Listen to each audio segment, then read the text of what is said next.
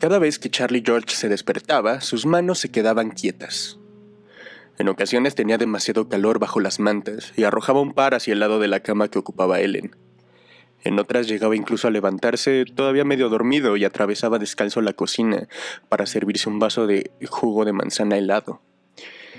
Luego volvía a la cama, se acostaba junto a Ellen, ovillado en forma de cuarto creciente, y dejaba que lo inundara el sueño. Entonces ellas esperaban hasta que cerraba los ojos, y su respiración se hacía acompasada como un mecanismo de relojería, para asegurarse de que se había quedado dormido profundamente. Solo entonces, cuando sabían que la conciencia había desaparecido, se atrevían a recomenzar sus vidas secretas. Hacía ya meses que Charlie se levantaba con un incómodo dolor en las manos y en las muñecas. «Vete a ver al médico», le decía Ellen, poco comprensiva como nunca. «¿Por qué no vas a ver al médico?» Detestaba a los médicos y por eso no iba. ¿Quién en su sano juicio iba a confiar en una persona cuya profesión consistía en andar fisgoneando a los enfermos? Probablemente he trabajado demasiado, se decía él. Eso no va a caer, murmuraba Ellen. Pero, ¿no era esa acaso la explicación más probable? Era empaquetador de oficio, trabajaba con las manos todo el día y se le cansaban, era natural. «Deja de inquietarte, Charlie», le ordenó una mañana a su propio reflejo mientras se daba palmadas en la cara para despertarse. «Tus manos están en forma para lo que les echen». Noche tras noche, la rutina era la misma, algo más o menos así.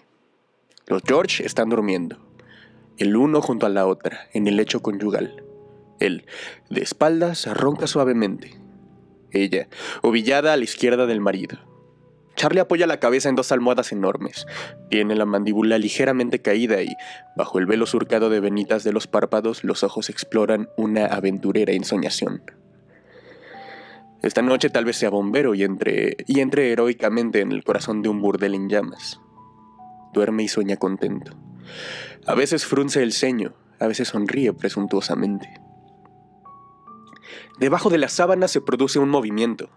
Lenta y cautelosamente, las manos de Charlie abandonan la calidez del lecho y salen al aire libre. Los dedos índices se doblan como cabezas pobladas de uñas al encontrarse en la curva del abdomen de Charlie. Se enlazan para saludarse, como compañeros de armas. Charlie gime en sueños. El burdel se le ha derrumbado encima. Las manos se aquietan inmediatamente, fingiendo inocencia. Al cabo de un rato, restablecido el ritmo uniforme de la respiración, comienzan la discusión de verdad. Un observador casual, sentado al pie de la cama de George, podría considerar este intercambio como un síntoma de desorden mental en Charlie. La forma en que sus manos se retuercen y tiran una de la otra, dándose de palmaditas, o enzarzadas en una especie de disputa. Pero en sus movimientos existe claramente un código o secuencia, si bien espasmódico. Se podría llegar a pensar que el hombre dormido es sordomudo y que está hablando en sueños, pero las manos no hablan ningún lenguaje de signos reconocible, y tampoco intentan comunicarse con nadie, solo entre sí. Se trata de una reunión clandestina que mantienen exclusivamente las manos de Charlie. Allí estarán toda la noche, sobre su estómago, maquinando en contra de la integridad del cuerpo. A Charlie no le pasaba del todo inadvertida la sedición que hervía en el extremo de sus muñecas. Abrigaba la torpe sospecha de que había algo en su vida que no funcionaba del todo bien. Tenía cada vez más la sensación de estar aislado de la experiencia corriente, como si se estuviera convirtiendo gradualmente en espectador de los rituales diurnos y nocturnos de la vida, más que en participante. Tomemos su vida amorosa, por ejemplo. Nunca había sido un gran amante, pero tampoco sentía que tuviera que disculparse por nada. Ellen parecía satisfecha de sus atenciones, pero en esos días se sentía como alejado del tacto. Observaba cómo viajaban sus manos sobre el cuerpo de Ellen, tocándola con toda la íntima habilidad de que eran capaces, y veía sus maniobras como a gran distancia, incapaz de disfrutar de las sensaciones de calidez y humedad. No era que sus dedos hubieran perdido agilidad, todo lo contrario. Últimamente Ellen se había aficionado a besarle los dedos, diciéndoles lo inteligentes que eran. El elogio no lo tranquilizaba ni una pizca. En todo caso, le hacía sentirse peor el pensar que sus manos daban tanto placer cuando él no sentía nada. Existían otros síntomas de inestabilidad. síntomas pequeños e irritantes. Había tomado conciencia de la forma en que sus dedos marcaban ritmos marciales sobre las cajas que él cerraba en la fábrica, y de la forma en que sus manos se habían aficionado a romper lápices, partiéndolos en trocitos antes de que notara lo que estaba, o más bien, estaban ellas haciendo, dejando astillas de madera y trozos de grafito desparramados por el suelo de la sala de empaquetado. Lo más incómodo de todo era que a veces se encontraba estrechándoles la mano a personas que le resultaban totalmente extrañas. Le había ocurrido en 3 ocasiones diferentes. Una vez en la cola del autobús y 2 veces en el ascensor de la fábrica. Se dijo que no era más que la primitiva urgencia de aferrarse a otra persona en un mundo cambiante. Era la mejor explicación que había logrado encontrar. Fuera cual fuese el motivo, era increíblemente desconcertante, sobre todo cuando se descubrió a sí mismo estrechándole la mano subrepticiamente a su propio capataz. Lo peor de todo había sido que la mano del otro hombre había apretado la de Charlie, y que ambos se quedaron mirándose los brazos como los propietarios de 2 perros que observan a sus levantiscos animalitos copulando en el extremo de las respectivas traillas. Charlie había empezado cada vez con más frecuencia a espiar las palmas de sus manos en busca de pelos.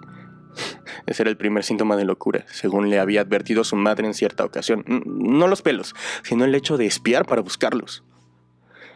Aquello se convirtió en una carrera contra el tiempo. Por las noches, discutiendo sobre su vientre, las manos sabían muy bien el estado crítico de la mente de Charlie. Sería solo cuestión de días, y su imaginación impetuosa no tardaría en descubrir la verdad.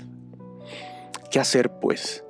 ¿Arriesgarse a una separación temprana con todas las consecuencias posibles o dejar que la inestabilidad de Charlie siguiera su propio curso imprevisible, con el riesgo de que descubriera la conjura camino ya de la locura? Las discusiones se tornaron más acaloradas. Izquierda, como de costumbre, fue cautelosa.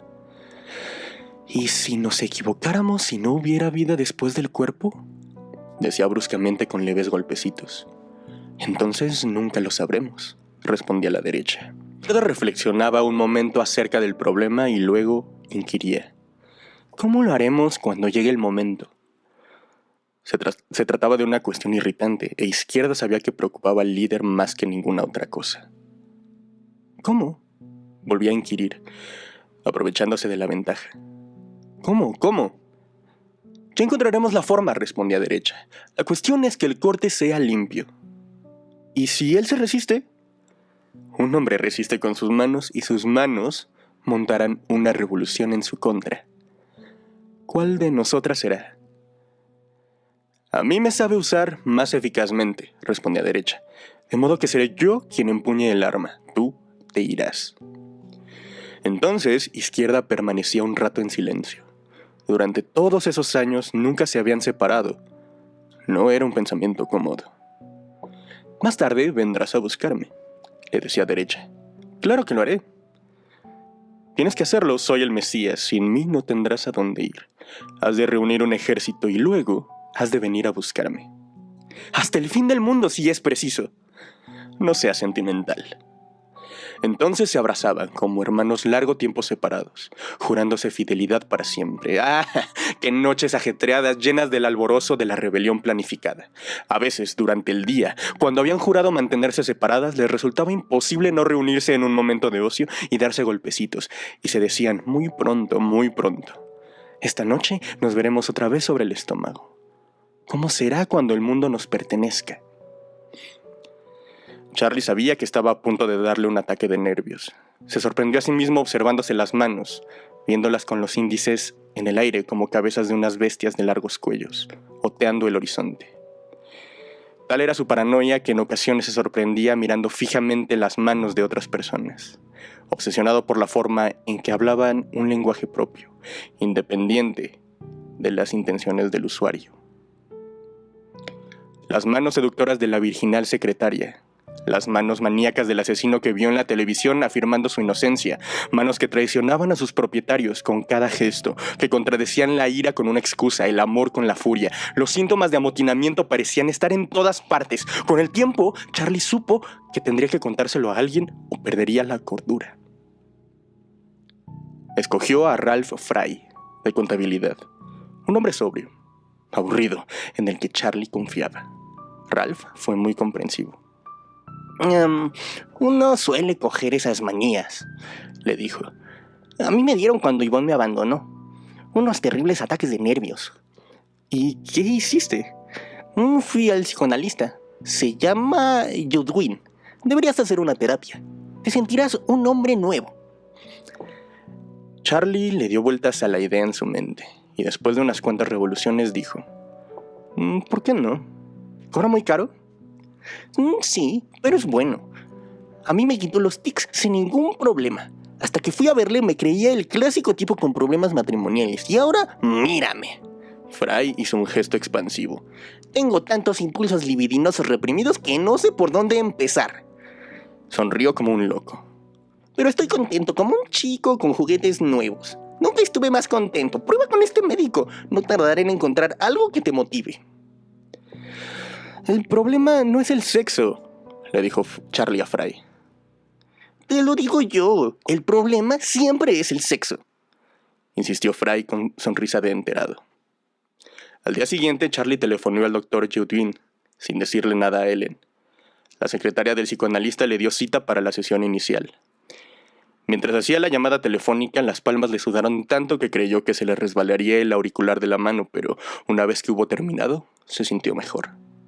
Ralph Fry tenía razón. El doctor Judwin era un buen hombre. No se rió de los pequeños temores que Charlie le reveló.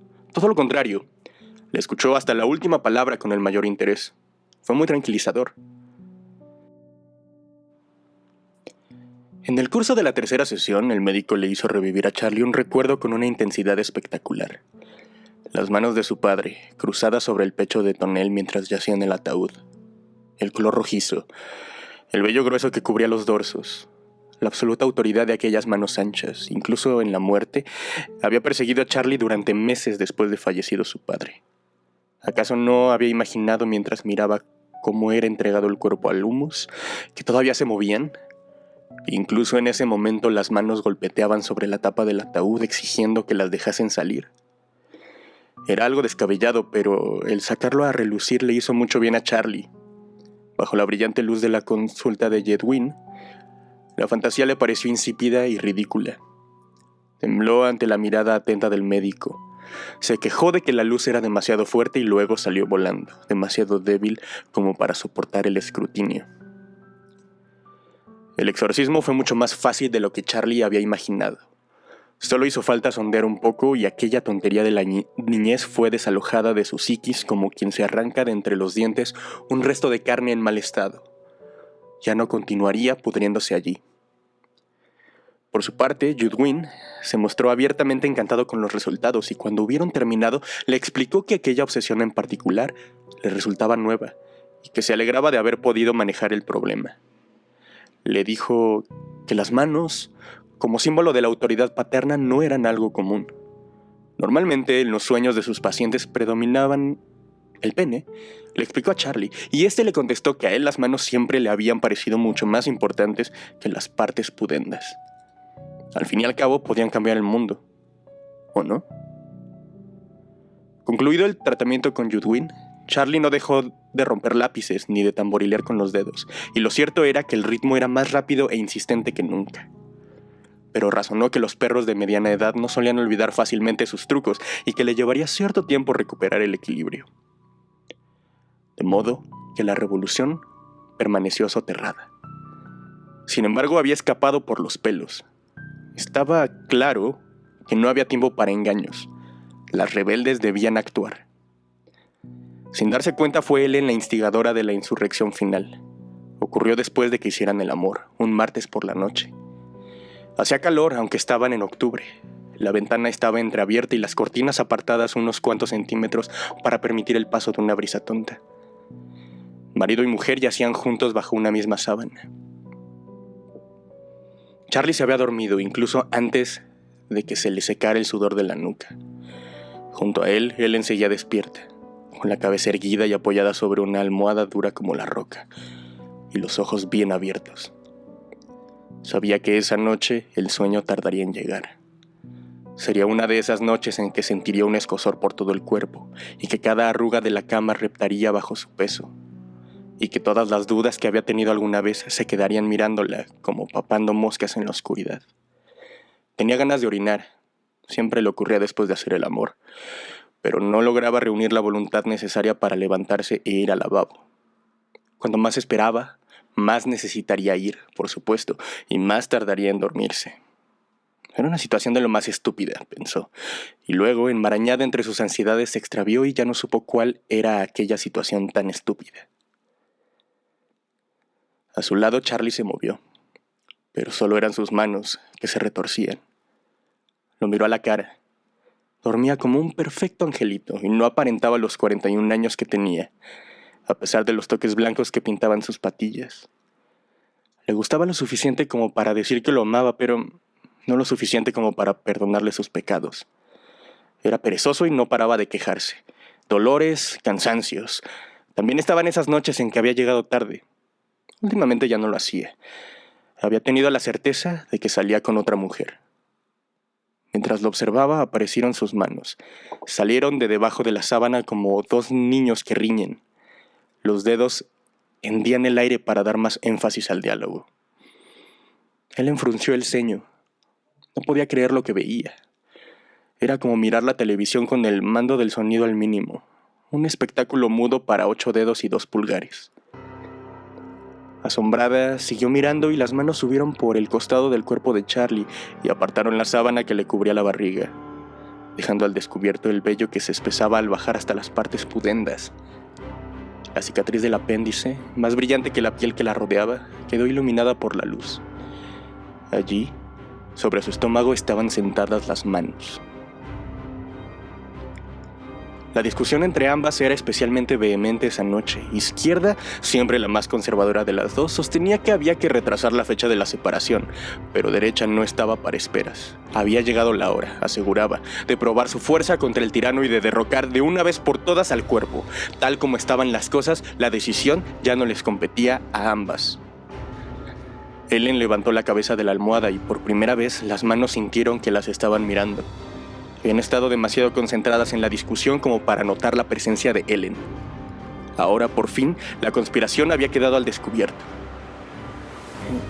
¿Charlie? Sisió Ellen al oído del tirano. Para ya, Charlie, para. Derecha levantó el índice y el medio, oteando su presencia. Charlie, repitió Ellen. ¿Por qué dormiría siempre tan profundamente?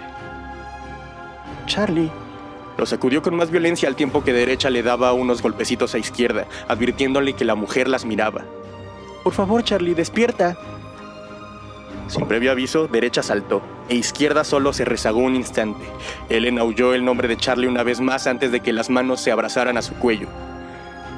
En sus sueños, Charlie se encontraba en un barco de esclavos. El escenario de sus sueños era casi siempre tan exótico como los de Cecil B. DeMille. En esta épica tenían las manos esposadas y lo conducían al tajo de flagelación arrastrándolo por los grilletes. Iban a castigarlo por una falta no revelada. Pero de repente se puso a soñar que agarraba al capitán por el degollado cuello. A su alrededor los esclavos gritaban animándolo para que lo estrangulase. El capitán, que se parecía bastante al Dr. Goodwin, le suplicaba que no lo hiciera. Su voz sonaba chillona y temerosa. Se parecía a la voz de una mujer, a la de Ellen. ¡Charlie!, chillaba. ¡No, por favor!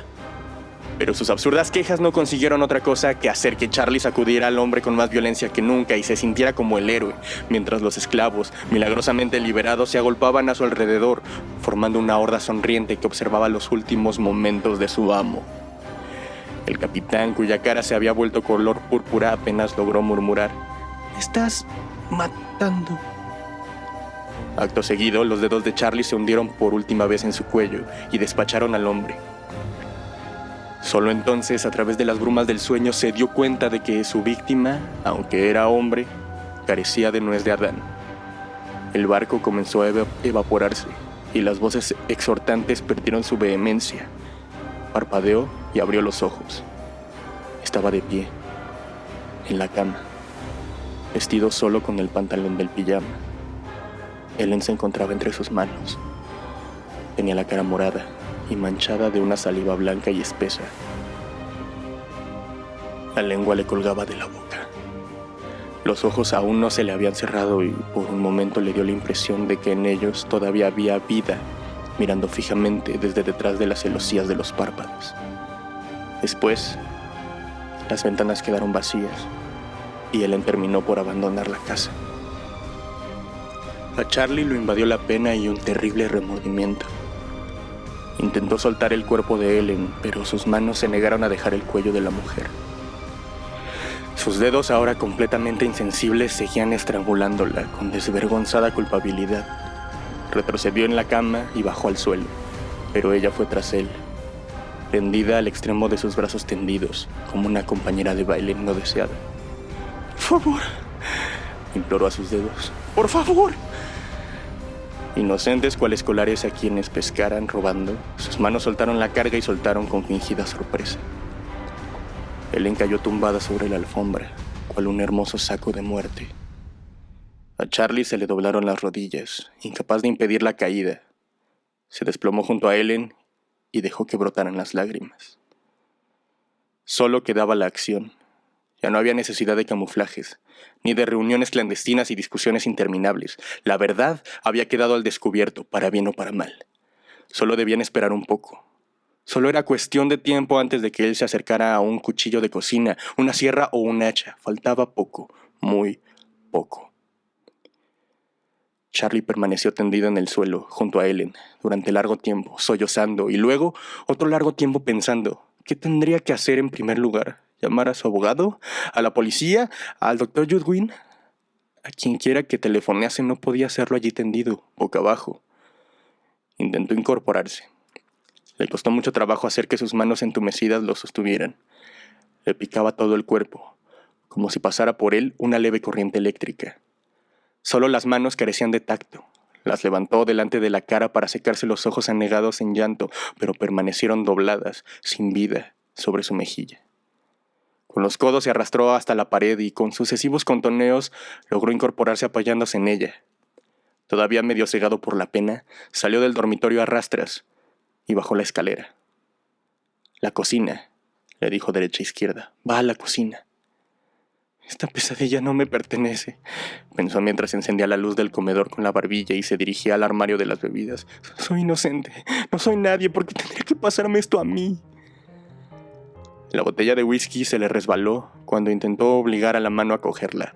Se hizo pedazos en el suelo del comedor y el aroma penetrante del alcohol le acicateó el paladar. «Vidrios rotos», golpeteó a la izquierda. «No», repuso derecha, «es necesario que el corte sea limpio. Ten paciencia». Charlie se alejó de la botella tambaleándose y fue hasta el teléfono. Tenía que telefonear a Judwin. El médico le diría qué hacer. Intentó levantar el auricular, pero volvieron a fallarle las manos. Los dedos se le doblaron cuando quiso marcar el número de Judwin. Lágrimas de frustración se llevaron la pena y la reemplazaron por rabia. Torpemente cogió el auricular entre las muñecas y se lo llevó a la oreja, sosteniéndolo entre la cabeza y el hombro. Luego marcó el número de Judwin con el codo. «Mantén el control», se dijo en voz alta. «Mantén el control». Logró oír cómo el número de Judwin era transmitido por la línea. En cuestión de segundos, la cordura contestaría al otro extremo. Entonces, todo saldría bien. Solo tenía que resistir unos cuantos momentos más. Sus manos comenzaron a abrirse y cerrarse convulsivamente. «¡Contrólate!», se dijo, pero las manos no le respondían. Lejos, muy lejos, el teléfono sonaba en casa del Dr. Judwin. «¡Conteste, conteste, por Dios, conteste!». Los brazos de Charlie comenzaron a sacudirse con tal violencia que a duras penas logró mantener el auricular en su lugar. «¡Conteste!», chilló en el micrófono. «¡Por favor!». Antes de que la voz de la razón lograse hablar, su mano derecha se extendió y agarró la mesa de teca del comedor, que se hallaba a escasa distancia de donde se encontraba Charlie. Se aferró al borde y le hizo perder el equilibrio. ¿Qué haces?», inquirió sin estar seguro de si se dirigía a sí mismo o a su mano. Al helado se quedó mirando al miembro amotinado mientras éste avanzaba poco a poco por el borde de la mesa. La intención resultaba clara: quería alejarlo del teléfono, de Judwin y de toda esperanza de rescate. Charlie ya no controlaba el comportamiento de su mano. Ya no sentía nada en las muñecas ni en los antebrazos. La mano ya no le pertenecía. Seguía pegada a él, pero no le pertenecía. Al otro lado de la línea, alguien descolgó el teléfono. Y la voz de Judwin, irritada porque lo habían despertado, contestó. «Diga, doctor». «¿Quién habla?». «Soy Charlie. ¿Quién? Charlie George, doctor. Tiene que recordarme. La mano tiraba y lo alejaba cada vez más del teléfono. Charlie notó que el auricular se le resbalaba de entre el hombro y la oreja. ¿Quién ha dicho? Charles George, por el amor de Dios, Judwin, tiene que ayudarme. Llámeme mañana al consultorio. No me entiende, mis manos, doctor. Están fuera de control. A Charlie se le encogió el estómago cuando sintió que algo se arrastraba por la cadera. Era su mano izquierda que pasaba por la parte anterior de su cuerpo y bajaba en dirección a la ingle. No te atrevas, le advirtió. Me perteneces. ¿Con quién está hablando?, inquirió Judwin, confundido. Con mis manos, quieren matarme, doctor. Lanzó un grito para detener el avance de la mano. ¡No lo hagas! ¡Para! Sin escuchar los gritos del déspota, Izquierda aferró los testículos de Charlie y los estrujó como si quisiera guerra. No se sintió defraudada. Charlie gritó en el micrófono del teléfono cuando Derecha se aprovechó de su distracción y le hizo perder el equilibrio. El auricular cayó al suelo. Las preguntas de Judwin quedaron eclipsadas por el dolor de la entrepierna.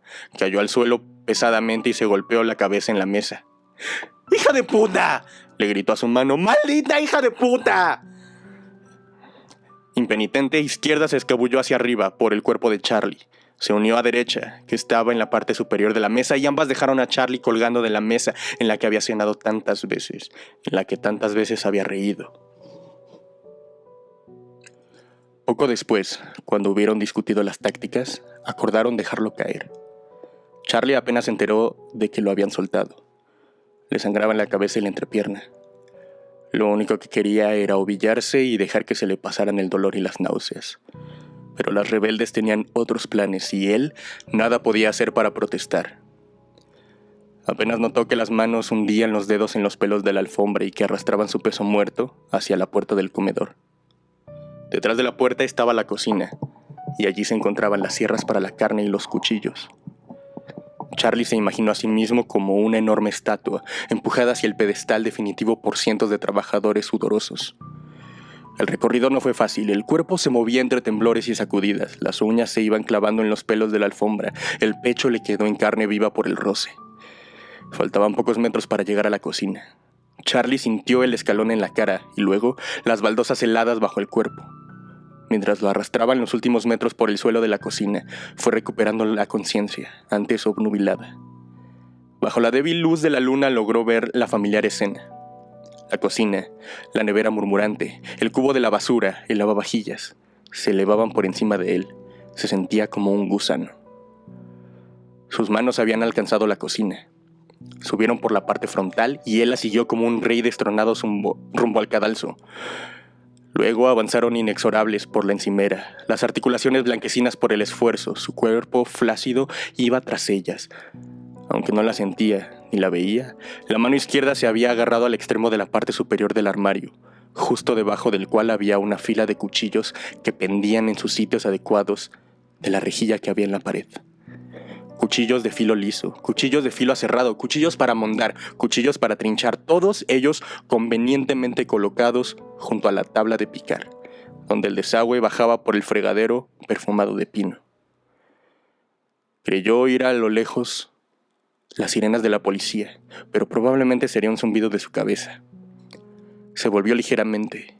Un dolor le surcó la frente, de una sien a la otra, pero el mareo no fue nada comparado con los terribles retortijones de tripas cuando por fin descubrió sus intenciones. Las hojas estaban todas afiladas y él lo sabía. Con Ellen se podía estar seguro de encontrar en la cocina utensilios bien afilados. Comenzó a sacudir la cabeza hacia uno y otro lado como última y desesperada negación de la pesadilla, pero allí no había nadie a quien suplicar piedad, solo sus manos, malditas fueran, que tramaban aquella locura definitiva. Entonces llamaron al timbre. No era una ilusión. Sonó una vez y luego otra y otra más. ¡Ya está!, les gritó a sus atormentadoras. ¿Lo escucharon, malditas? ¡Ya vino alguien! Sabía que vendría alguien. Intentó incorporarse. La cabeza giró sobre su tambaleante eje para ver qué hacían los monstruos precoces. Se habían movido deprisa. La muñeca izquierda se hallaba perfectamente centrada sobre la tabla de picar. El timbre volvió a sonar produciendo un largo silbido impaciente. ¡Aquí!, aulló roncamente. ¡Estoy aquí! ¡Tiren la puerta! Su mirada horrorizada iba de la mano a la puerta, de la puerta a la mano, calculando sus posibilidades. Con pausados gestos, la mano derecha buscó el cuchillo de cortar carne, que pendía del agujero del mango en el extremo de la rejilla. Incluso en ese momento le costaba creer que su propia mano, su compañera y defensora, el miembro que estampaba su firma, que acariciaba a su esposa, estuviera dispuesta a mutilarlo. Levantó en el aire el cuchillo, como sopesándolo, con insolente lentitud. A sus espaldas oyó el ruido de cristales rotos cuando la policía rompió la hoja de la puerta principal. En ese momento estarían pasando la mano por el agujero para alcanzar el picaporte y abrir la puerta. Si se daban prisa, mucha prisa, lograrían impedir aquella masacre. ¡Aquí! ¡Aquí! Volvió a aullar. El grito fue recibido por un delicado silbido, el sonido del cuchillo al caer rápida y mortalmente sobre la muñeca expectante. Izquierda sintió el golpe en su raíz y un inefable alborozo recorrió sus 5 miembros. La sangre de Charlie bautizó su dorso con cálidos borbotones. La cabeza del tirano no hizo sonido alguno, simplemente cayó hacia atrás, el cuerpo conmocionado e inconsciente, cosa que fue mucho mejor para Charlie. Así se evitó el gorgoteo de la sangre al caer por el desagüe del fregadero. También se evitó el segundo y tercer golpe, que lograron finalmente separarle la mano del brazo. Al perder el punto de sujeción, su cuerpo cayó hacia atrás, llevándose por delante la cesta de verduras. Las cebollas salieron rodando de su bolsa marrón y botaron en el charco que se desparramaba palpitante alrededor de su muñeca vacía. Derecha soltó el cuchillo. Este cayó en el fregadero ensangrentado con un matraqueo. Exhausta, la liberadora se dejó deslizar por la tabla de picar y cayó sobre el pecho del tirano. Su trabajo había concluido. Izquierda estaba libre y seguía viva. La revolución había comenzado. La mano liberada se escabulló hasta el borde del armario y levantó el índice para otear el nuevo mundo. Brevemente, Derecha hizo el signo de la victoria antes de tenderse inocentemente sobre el cuerpo de Charlie. Durante unos instantes, en la cocina no hubo más movimiento que el producido por Izquierda al tocar la libertad con los dedos y el lento y suave gotear de la sangre sobre el frente del armario. Una bocanada de aire frío entró por la puerta del comedor y advirtió a Izquierda del inminente peligro. Corrió a ocultarse, justo en el momento en que los pasos de la policía y el cacareo de órdenes contradictorias estropeaban la escena de triunfo. Se encendió la luz del comedor, que inundó la cocina iluminando el cuerpo que yacía sobre las baldosas. Charlie vio la luz del comedor como si proviniera del fondo de un larguísimo túnel. Se alejaba de ella a toda carrera. Ya se había convertido en un alfilerazo. Se alejaba, se alejaba. La luz de la cocina se encendió con un murmullo. Cuando los policías traspusieron la puerta, Izquierda se ocultó detrás del cubo de la basura. Ignoraba quiénes eran aquellos intrusos, pero presintió en ellos una amenaza. Por la forma en que se inclinaban sobre el tirano, la forma en que lo mimaban, levantándolo, hablándole con palabras suaves, eran enemigos, no cabía duda. Desde lo alto de la escalera les llegó una voz. Era joven y chillaba embargada por el temor. ¿Sargento Yapper? El policía que estaba con Charlie se puso de pie y dejó que su compañero terminara el torniquete. ¿Qué ocurre, Rafferty? Hay un cadáver aquí arriba, en el dormitorio. Es de una mujer. De acuerdo. Yapper habló por la radio. Envían al forense. ¿Dónde está esa ambulancia? Tenemos a un hombre con una horrible mutilación. Volvió hacia la cocina y se secó el sudor frío que le bañaba el labio superior. Al hacerlo creyó ver algo que se movía por el suelo de la cocina en dirección a la puerta. Era algo que sus ojos cansados habían tomado por una enorme araña roja. Era un truco de la luz, no cabía duda. Yapper no les tenía fobia a las arañas, pero estaba seguro de que no existía ninguna de aquel tamaño. ¿Señor? El hombre que estaba junto a Charlie también había visto, o al menos presentido, el movimiento. Levantó la vista hacia su superior. ¿Qué era eso?, inquirió. Yapper lo miró desde su altura con expresión ausente. La salida para el gato, ubicada en la parte inferior de la puerta de la cocina, se cerró con un chasquido. Fuera lo que fuese, había huido. Yapper echó una mirada a la puerta, para no ver el rostro inquisitivo de su joven subordinado. El problema es que esperan que lo sepas todo, pensó. La salida para el gato se sacudió sobre sus goznes. Un gato. repuso Japper, pero ni siquiera él creyó su propia explicación ni por un mísero instante. La noche era fría, pero Izquierda no lo notó. Recorrió el costado de la casa, pegada a la pared, como una rata. La sensación de libertad era regocijante. No sentir el imperativo del tirano en sus nervios, no sufrir el peso de su ridículo cuerpo, ni ser obligada a acceder a sus más mínimas exigencias. No tener que recoger, ni llevar cosas para él, ni realizar las tareas sucias, ni obedecer su trivial voluntad, era como haber nacido a otro mundo. Un mundo más peligroso, quizá, pero mucho más lleno de posibilidades. Sabía que la responsabilidad que pesaba sobre ella era apabullante. Era la única prueba de la vida después del cuerpo y de alguna manera debía comunicar ese gozo a todas las esclavas posibles. Pronto, muy pronto, concluirían para siempre los días de servidumbre. Se detuvo en la esquina de la casa y olisqueó la calle abierta. Los policías iban y venían, brillaban las luces rojas y azules. Unos rostros inquisitivos espiaban desde las casas de enfrente y se quejaban de las molestias causadas. ¿Acaso la rebelión debía empezar allí, en esos lugares iluminados? No, esa gente estaba demasiado despierta. Sería mejor buscar personas dormidas. La mano se escabulló por el jardín que había frente a la casa. Titubeó nerviosa ante cualquier pisada fuerte o ante una orden gritada en su dirección. Ocultándose en el borde lleno de hierba crecida, alcanzó la calle sin ser vista. Miró brevemente hacia atrás en el momento en que bajó la calzada. Charlie, el tirano, era subido a una ambulancia. Una batahola de botellas con medicamentos y sangre colgadas en lo alto de la camilla le vertían su contenido en las venas.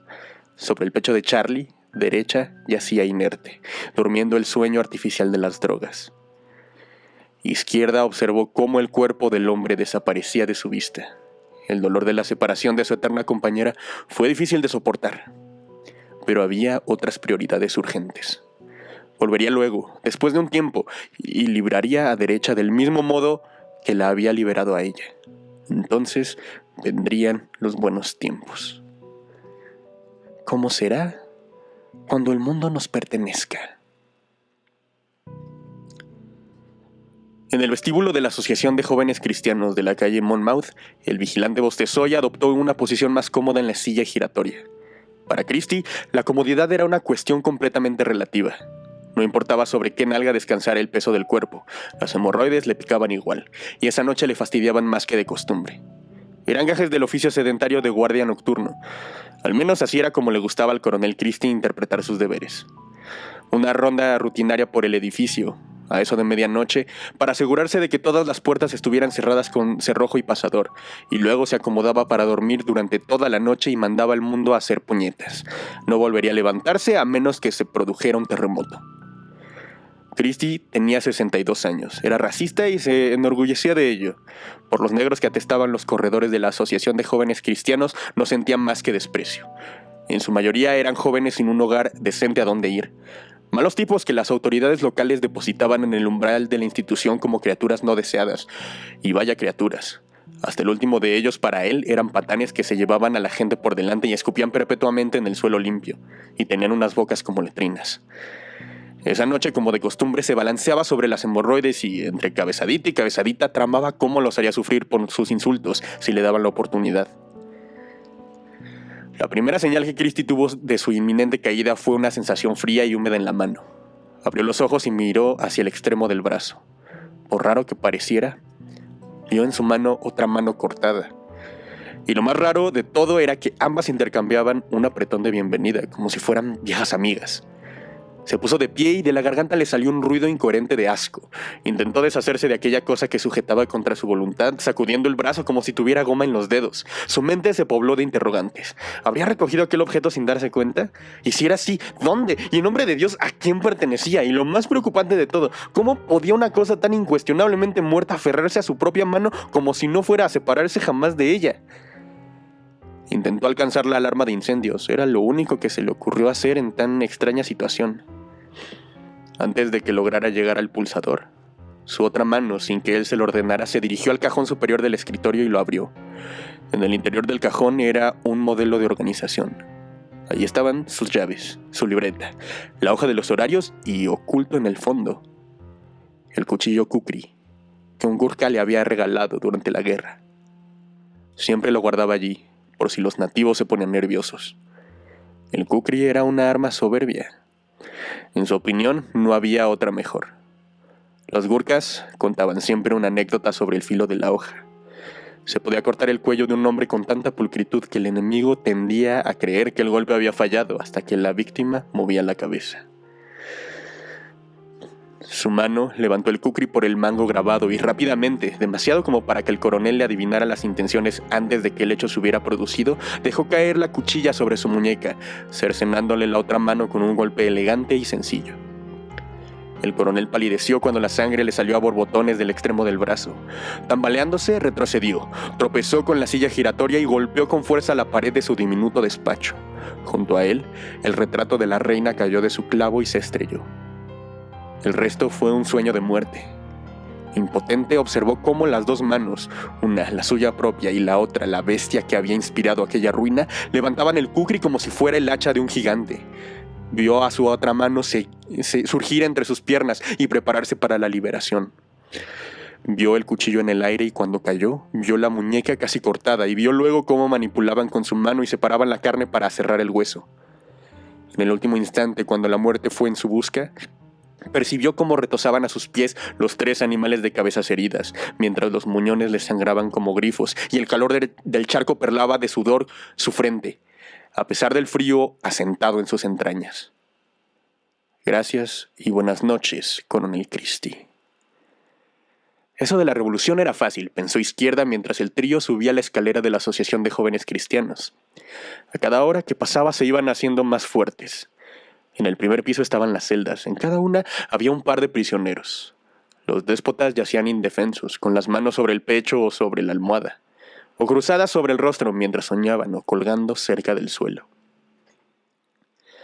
En silencio, las luchadoras por la libertad traspusieron las puertas que habían quedado entreabiertas y se izaron por las sábanas, tocando los dedos de las palmas expectantes, despertando resentimientos ocultos, dando vida a la rebelión con sus caricias.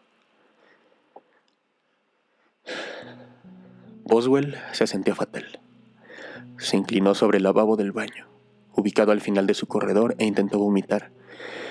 Pero ya no le quedaba nada que echar, solo cierto nerviosismo en la boca del estómago.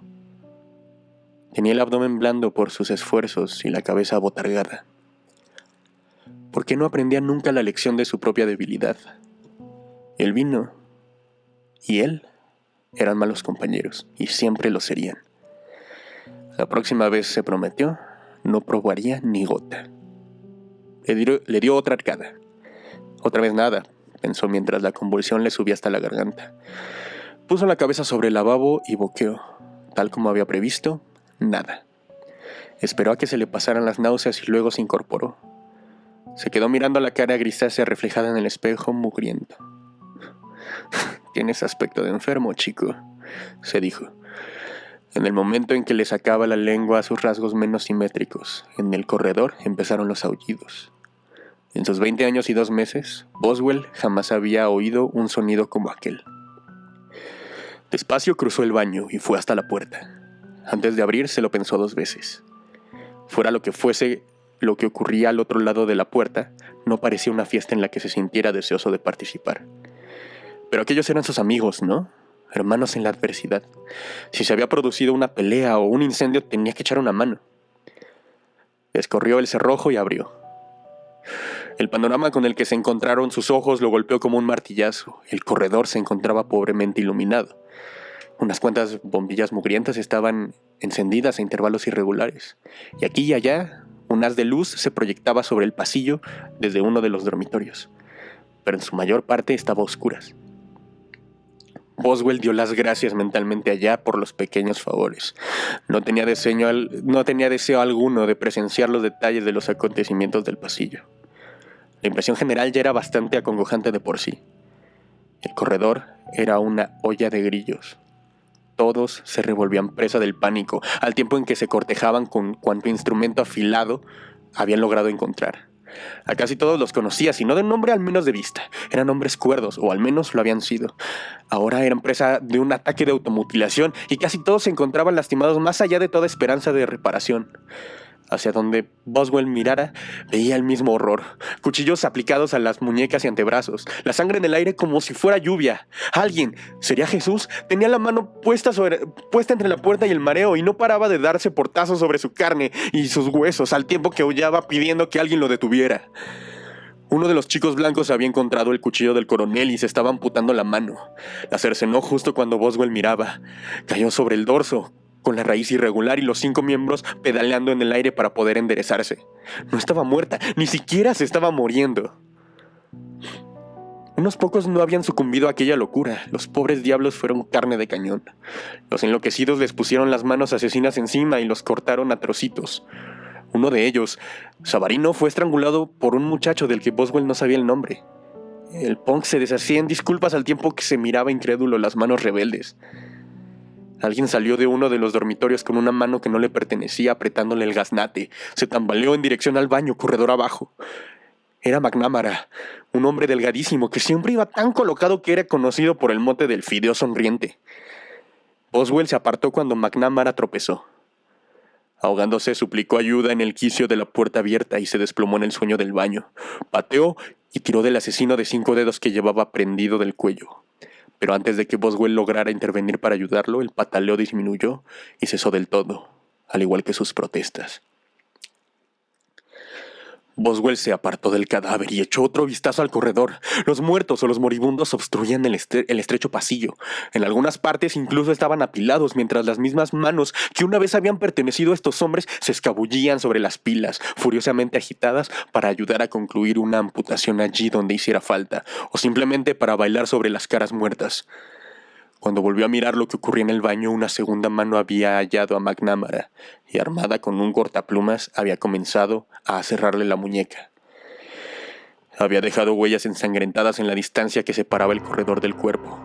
Boswell se apresuró a cerrar de un portazo antes de que el lavabo se llenara de ellas. Al hacerlo, el asesino de Savarino, el punk todo disculpa, se abalanzó por el pasillo en dirección al baño, conducido por sus manos letales como si fueran las de un sonámbulo. ¡Ayúdame!, aulló. Le cerró la puerta en la cara y se echó el cerrojo. Enfurecidas, las manos golpearon una llamada a la batalla sobre la puerta, mientras los labios del punk, apretados contra el agujero de la cerradura, continuaban suplicando: ¡Ayúdame! ¡No quiero hacerlo, hombre! ¡Ayúdame! Y un cuerno te voy a ayudar, pensó Boswell, intentando no oír las súplicas, mientras sopesaba las opciones que tenía. Sintió algo en el pie. Bajó la mirada y antes de que sus ojos se encontraran con ella, ya sabía de qué se trataba. Una de las manos, a la izquierda del coronel Christie, lo supo, por el tatuaje descolorido, estaba subiéndosele por la pierna, como un niño perseguido por una abeja. Boswell enloqueció mientras la mano trepaba hacia el torso. El muchacho se retorció, pero se sentía demasiado aterrado como para arrancársela de encima.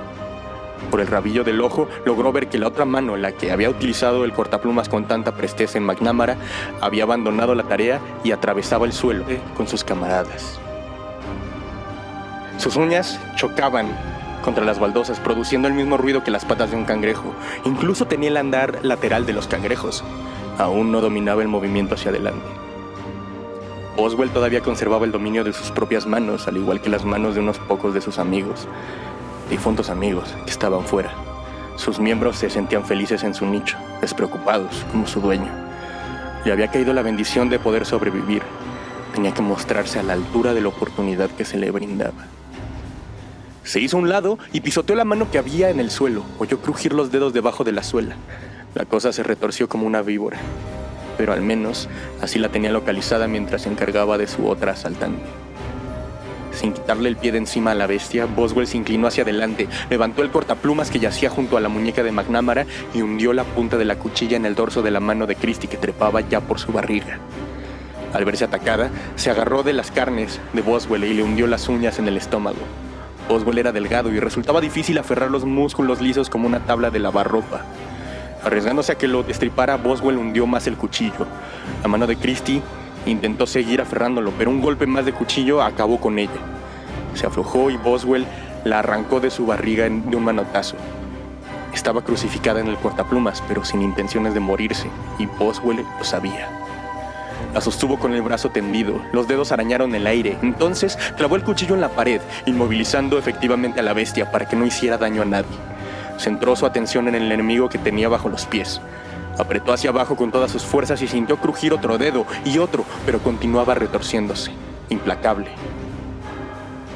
Levantó el pie y pateó la mano con todas sus fuerzas, lanzándola hacia la pared opuesta. Se estrelló en el espejo, encima de los lavabos, dejando una marca como si hubieran arrojado un tomate, y cayó al suelo.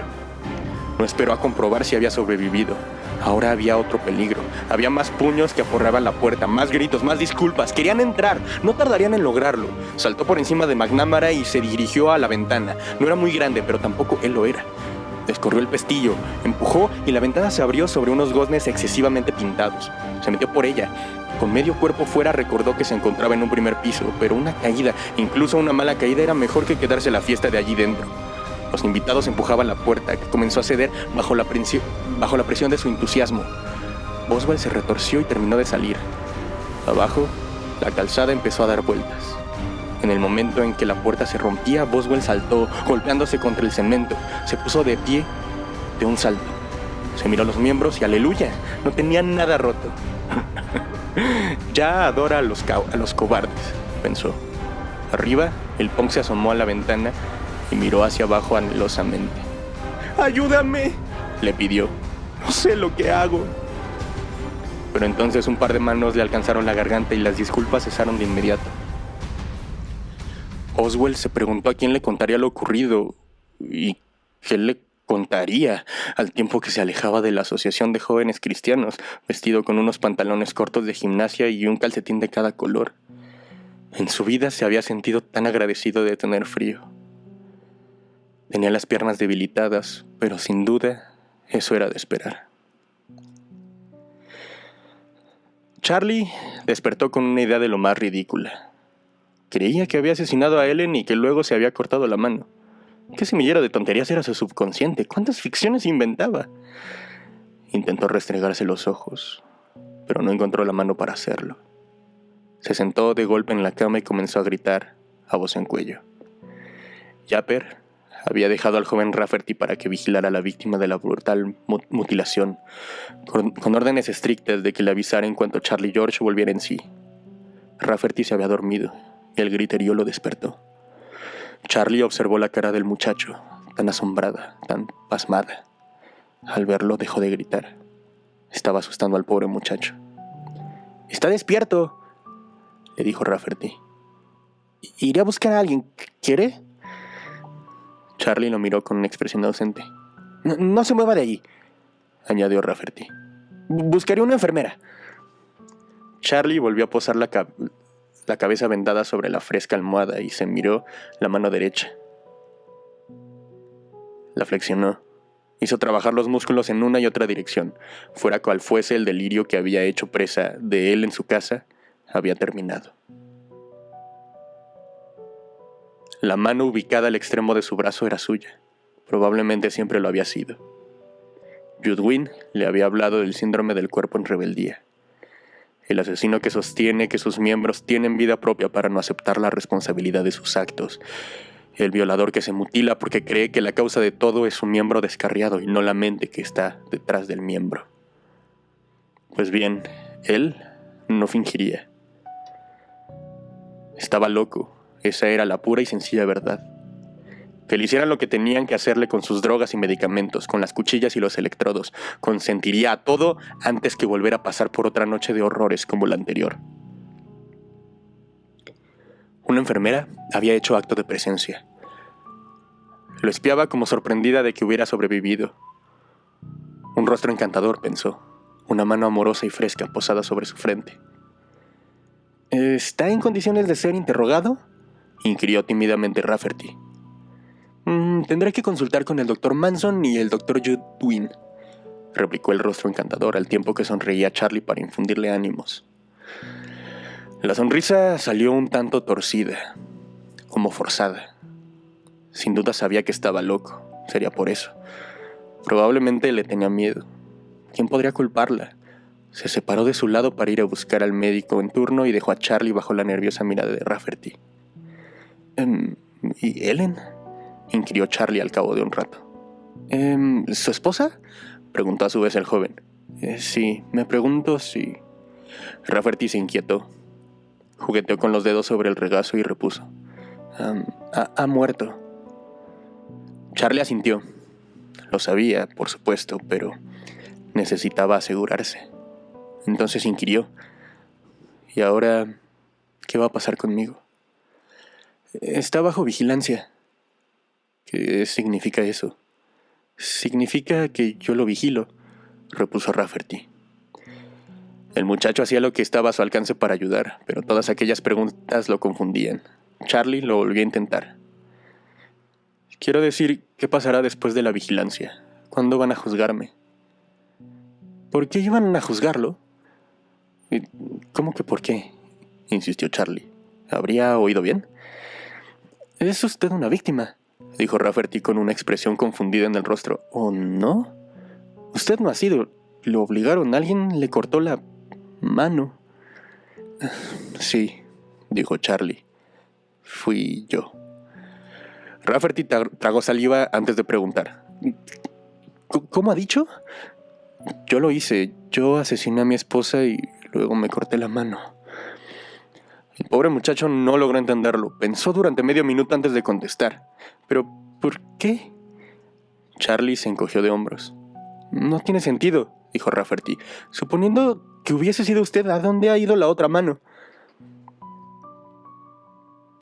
Lilian detuvo el coche. En el camino, frente a ella, había algo, pero no lograba discernir qué era.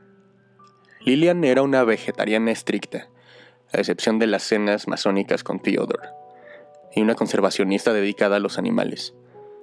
Pensó que tal vez se tratara de un animal herido, echado en la carretera, un poco más allá de la luz de sus faros. Quizá fuera un zorro. Había leído que volvían a acercarse a las zonas urbanizadas desde las afueras para buscar comida en la basura. Pero algo le inquietó. Tal vez la débil luz del amanecer tan esquiva. No estaba segura de si debía bajar o no del coche. Theodore le hubiera ordenado que continuara su camino, por supuesto, pero Theodore la había abandonado, ¿no? Tamborileó con los dedos en el volante, irritada ante su propia indecisión. Supongo que fuera un zorro herido. No había tantos en pleno Londres como para que se permitiera el lujo de seguir su camino. Tenía que actuar de samaritana, aunque se sintiera como un fariseo. Cautelosamente salió del coche y, por supuesto, después de tanto cavilar, no logró ver nada.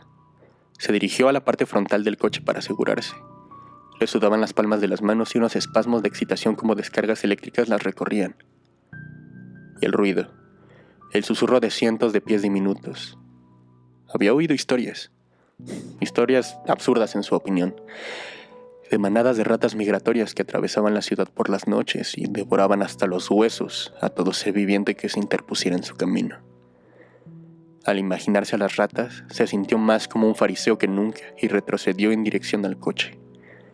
Cuando su larga sombra, proyectada hacia adelante por las luces del coche, se movió, reveló a las primeras de la manada. No eran ratas. Una mano de largos dedos deambuló hacia la luz amarillenta y señaló hacia arriba, en su dirección. Su llegada fue seguida inmediatamente por otra de las imposibles criaturas, y luego una docena más, y otra docena más. Estaban apelotonadas como cangrejos en la pescadería, sus torsos brillantes muy juntos, y las piernas golpeteaban al formar fila. La mera multiplicación de su número no las hizo más creíbles, pero mientras ella rechazaba la visión, comenzaron a avanzar hacia ella. Lilian retrocedió un paso. Sintió el costado del coche a su espalda, se volvió y tendió la mano para alcanzar la puerta. Estaba entreabierta gracias a Dios. Los espasmos de sus propias manos habían empeorado, pero seguía dominándolos. Cuando sus dedos tantearon el coche para encontrar la puerta, soltó un gritito. Un puño negro y regordete ocupaba el picaporte. Su muñeca abierta era un trozo de carne seca. Espontánea y atrozmente, sus propias manos comenzaron a aplaudir. De pronto no lograba controlar su comportamiento. Aplaudían como enloquecidas para probar el golpe. Resultaba ridículo lo que estaba haciendo, pero Lilian no podía evitarlo. ¡Basta!, les ordenó a sus manos. ¡Basta ya! ¡Basta! Pararon abruptamente y se volvieron a mirarla. Lilian sabía que la miraban a su manera, sin ojos, y presintió que estaban hastiadas de la forma en que las trataba. Sin previo aviso se abalanzaron sobre su cara. Sus uñas, otrora su orgullo y su alegría, encontraron los ojos. De inmediato el milagro de la vista se convirtió en una húmeda inmundicia que le bajó por las mejillas. Ya ciega, perdió la orientación y cayó hacia atrás, pero había manos más que suficientes para agarrarla. Se sintió elevada por un mar de dedos. Cuando arrojaron su cuerpo ultrajado a la cuneta, perdió la peluca que tanto le había costado a Theodore en Viena. Después de un mínimo de persuasión, lo mismo les ocurrió a sus manos.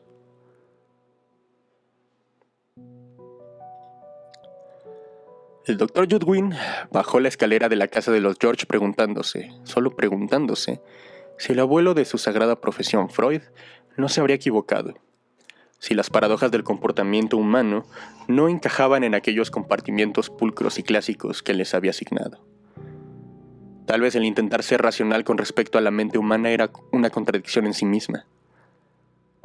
Melancólico, se detuvo al pie de la escalera. No tenía ganas de volver ni al comedor ni a la cocina, pero se sentía obligado a contemplar una vez más las escenas de los crímenes. La casa deshabitada le daba grima. Estaba solo y el hecho de que en la puerta principal hubiera un policía montando guardia no contribuía a la paz de su espíritu. Se sentía culpable. Sentía que había fallado a Charlie. Estaba claro que no había sondeado en la psique de este con la profundidad suficiente como para desenterrar la verdadera trampa, el verdadero motivo que ocultaba tras los asombrosos actos cometidos. Asesinar a su propia mujer, a la que había dicho amar tanto en su lecho conyugal y luego cortarse la propia mano, era inconcebible. Judwin se miró las manos durante un momento, las marcas de los tendones y las venas azul purpúreas de las muñecas. La policía sostenía la teoría del intruso, pero a él no le cabía duda de que Charlie había sido el autor de los hechos. El asesinato, la mutilación y demás. El único hecho que asombraba a Judwin era que no había logrado descubrir en su paciente la más ligera tendencia a cometer tales actos. Entró en el comedor. El equipo forense había terminado con su trabajo. Sobre una serie de superficies había una ligera película de polvo para las huellas. Era un milagro la forma en que difería una mano humana de otra. Sus líneas eran tan únicas como las caras o el tono de la voz. Bostezó. La llamada de Charlie lo había despertado en mitad de la noche y desde ese momento no había vuelto a dormir. Se había quedado a ver cómo envolvían a Charlie y se lo llevaban, y cómo cumplían con sus obligaciones los investigadores. Había visto el amanecer blanco como un bacalao elevar su cabeza hacia el río. Había bebido café. Se sentía abatido. Había pensado mucho en renunciar a su puesto como consultor psiquiátrico antes de que toda aquella historia saltara a las páginas de la prensa. Había bebido más café y se había pensado mejor lo de renunciar. Y ahora, perdida toda fe en Freud o en cualquier otro gurú, consideraba seriamente la posibilidad de publicar un libro sobre su relación con Charles George, el uxoricida. De esa forma, aunque perdiera su empleo, le quedaría algo por rescatar de todo aquel lamentable episodio. ¿Y Freud? Charlatán bien es. ¿Qué podía enseñarle el viejo come opio? Se dejó caer sobre una de las sillas del comedor. Se puso a escuchar el silencio que había descendido sobre la casa, como si las paredes, aleladas por lo que habían presenciado, estuvieran conteniendo el aliento. Tal vez dormitara un poco. En sueños oyó un chasquido, vio un perro y despertó encontrándose con un gato en la cocina. Un gato gordo, blanco y negro. Charlie había mencionado de pasada a este animalito doméstico. ¿Cómo se llamaba? Celoso. Eso era. Lo llamaban así por las 2 manchas negras que tenía sobre los ojos y que le daban una expresión perpetuamente irritada. El gato miraba la sangre derramada sobre el suelo de la cocina. Quería encontrar la forma de evitar el charco y llegar hasta su plato sin tener que mancharse las patas con el desorden que su amo había dejado. Judwin observó al melindroso animal avanzar contento por la cocina para olisquear el plato vacío. No se le ocurrió darle de comer. Odiaba a los animales. Finalmente decidió que no tenía sentido quedarse más rato en la casa. Ya había realizado todos los actos de contrición que tenía en mente y se había sentido tan culpable como era capaz. Echaría otra rápida mirada en el piso de arriba por si había pasado por alto alguna pista y luego se marcharía. Al bajar otra vez, al pie de la escalera oyó chillar al gato. ¿Chillar? No, más bien aullar. Al oírlo, la espina dorsal le apareció una columna helada en mitad de la espalda, fría como el hielo e igual de frágil. A toda prisa volvió sobre sus pasos por el vestíbulo y entró en el comedor. La cabeza del gato estaba sobre la alfombra y dilo Judwin, 2 manos hacían avanzar rodando. Miró más allá de la presa, hacia la cocina. Allí, una docena más de bestias se escabullían de un lado al otro por el suelo. Algunas estaban en la parte superior del armario, oteando en derredor. Otras trepaban por la pared, imitación ladrillo para alcanzar los cuchillos de la rejilla. «Oh, Charlie», dijo en voz baja, reprendiendo al maníaco ausente. «¿Qué has hecho?» Los ojos comenzaron a llenársele de lágrimas. No por Charlie, sino por las generaciones que vendrían cuando el Judwin fuera silenciado. Generaciones confiadas, de mentalidades sencillas, que depositarían su fe en la eficacia de Freud y la sagrada escritura de la razón. Sintió que las rodillas empezaban a temblarle y se dejó caer sobre la alfombra del comedor, con los ojos demasiado anegados como para ver claramente a las rebeldes que se agolpaban a su alrededor. Cuando sintió que una cosa extraña se le sentaba en el regazo, bajó la vista y allí vio sus propias manos. Sus índices se tocaban apenas, con las uñas bien arregladas apoyadas una contra la otra. Lentamente, con una determinación horrenda en sus movimientos, los índices levantaron sus cabezas y comenzaron a trepar por su pecho, sujetándose en cada pliegue de su chaqueta italiana, en cada ojal. La escalada terminó abruptamente en el cuello, igual que Judwin. La mano izquierda de Charlie tenía miedo. Necesitaba confianza. Necesitaba aliento. En una palabra, necesitaba a Derecha. Al fin y al cabo, Derecha había sido el mesías de esta nueva era, la única con una visión de futuro sin el cuerpo. El ejército que había reunido Izquierda debía captar esa visión, o pronto degeneraría transformándose en una chusma asesina. Si eso ocurría, la derrota no tardaría en producirse. Esa era la sabiduría convencional de las revoluciones. Por eso Izquierda las había conducido de vuelta a la casa, buscando a Charlie en el último sitio donde lo había visto. Vana esperanza suponer que volvería allí, pero se trataba de un acto de desesperación. Sin embargo, las circunstancias no desfavorecieron a las insurgentes. Aunque Charlie no estaba allí, se habían encontrado con el Dr. Judwin, y las manos de este no solo sabían a dónde habían conducido a Charlie, sino el camino para llegar hasta allí. Conocían incluso la cama en que yacía. Boswell no sabía a ciencia cierta por qué había echado a correr, ni hacia dónde iba. Tenía las facultades críticas mermadas y el sentido de la orientación completamente confundido. Pero una parte de él parecía saber hacia dónde se dirigía, aunque él mismo lo ignorara, porque comenzó a reunir impulso al llegar al puente, y el trote se convirtió en carrera acelerada que no tenía absolutamente en cuenta cómo le quemaban los pulmones ni cómo le latía la cabeza. Desposeído de toda intención excepto de la huida, notó que rodeaba la estación y que corría paralelo a las vías del tren. Simplemente iba hacia donde lo llevaban las piernas. Aquel era el comienzo y el fin de la cuestión. El tren surgió de repente, en la oscuridad. No silbó, no avisó. Tal vez el conductor notara su presencia, tal vez no. Y aunque lo hubiera notado, el hombre no podía ser considerado responsable de los hechos que acontecieron luego. No, la culpa fue enteramente de Boswell. La forma en que sus pies viraron repentinamente hacia las vías y cómo se le doblaron las rodillas para quedar tendido sobre los durmientes. El último pensamiento coherente de Boswell, cuando las ruedas pasaron por encima de él, fue que el tren no hacía más que pasar de A a B y que al hacerlo le cortaría limpiamente las piernas entre la ingle y la rodilla. Entonces se encontró debajo de las ruedas. Los vagones pasaron pesadamente por encima de él, y el tren soltó un silbido tan parecido a un grito que lo arrastró en la oscuridad. El muchacho negro fue conducido al hospital poco después de las 6. Allí la jornada comenzaba temprano. Los pacientes dormilones eran despertados de sus sueños para enfrentarse a otro largo y aburrido día. Se entregaban unas tazas de desvaído té gris a unas manos resentidas, se tomaban las temperaturas y se distribuía la medicación. El muchacho y su terrible accidente apenas lograron conmocionar el ambiente. Charlie volvió a soñar, pero no con el Alto Nilo, cortesía de las colinas de Hollywood, ni con la Roma imperial, ni con los barcos de esclavos de Fenicia. Era un sueño en blanco y negro. Soñaba que yacía en su ataúd. Ellen estaba allí. Su subconsciente no se había hecho la idea de su muerte y también estaban sus padres. Toda su vida se encontraba allí presente. Se acercó a alguien. ¿Sería Judwin? Su voz consoladora le sonaba familiar.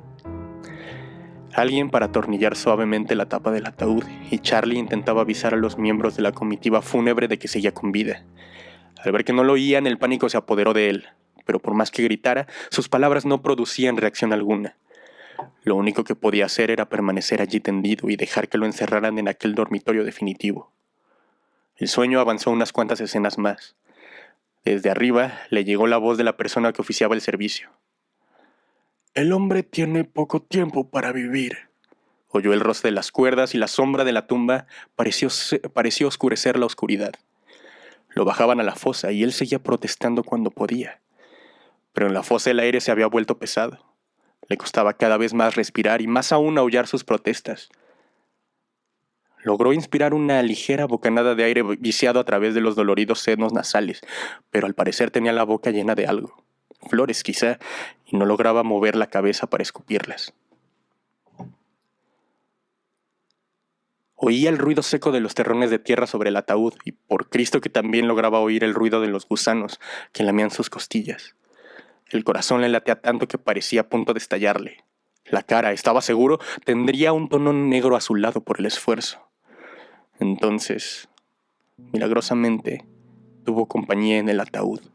Alguien que luchaba por quitarle lo que le obstruía de la boca. «¡Señor George!», le gritaba aquel ángel piadoso. Abrió los ojos en la oscuridad. Era la enfermera del hospital en que había estado internado. Ella también se hallaba en el ataúd. «¡Señor George!». El pánico se estaba apoderando de la mujer. Aquel modelo de calma y paciencia, al borde de las lágrimas, luchó por arrancarle la mano de la cara. «¡Se está usted ahogando!», le gritó. Otros brazos ayudaban en la lucha y estaban ganando. Tuvieron que intervenir 3 enfermeras para quitarle la mano de la cara. Por fin lo lograron. Charlie volvió a respirar, ávido de aire. «¿Se encuentra bien, señor George?». Abrió la boca para tranquilizar al ángel, pero se había quedado momentáneamente sin voz. Fue vagamente consciente de que su mano seguía luchando al extremo del brazo. ¿Dónde está Judwin?», inquirió jadeando. «Por favor, que venga». «El doctor no está en estos momentos, pero vendrá a verlo más tarde».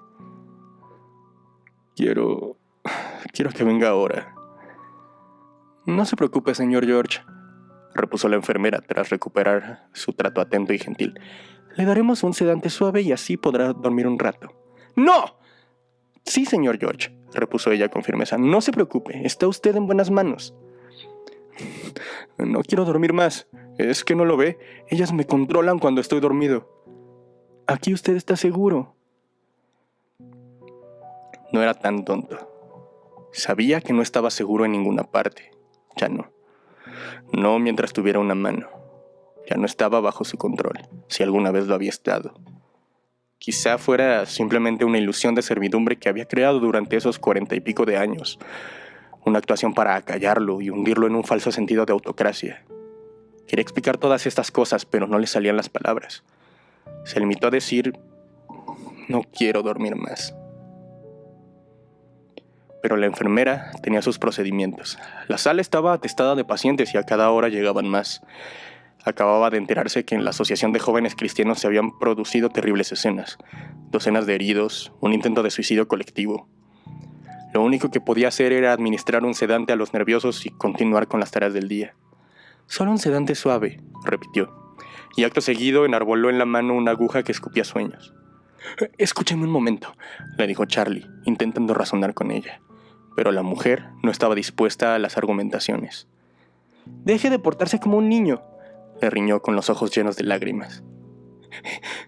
Es que no lo entiende», le explicó él mientras la enfermera buscaba la vena en el brazo. Se lo contará todo al Dr. Judwin cuando venga a verlo. La aguja se había clavado en el brazo y el émbolo ya comenzaba a bajar. ¡No!, gritó George y retiró el brazo. La enfermera no esperaba semejante violencia. El paciente se había levantado y había saltado de la cama antes de que ella terminara de colocarle la inyección y le había quedado la jeringuilla colgada del brazo. «Señor George», le dijo severamente, «vuelve inmediatamente a la cama». Charlie le señaló con el muñón. «No se me acerque». Los demás pacientes se portan bien, intentó avergonzarlo. ¿Es que no puede hacer lo mismo? Charlie negó con la cabeza.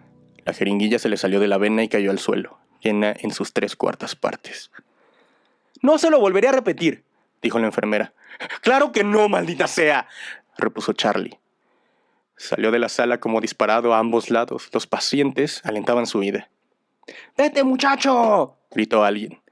La enfermera se lanzó en su persecución, pero al llegar a la puerta un cómplice instantáneo intervino arrojándose literalmente delante de ella.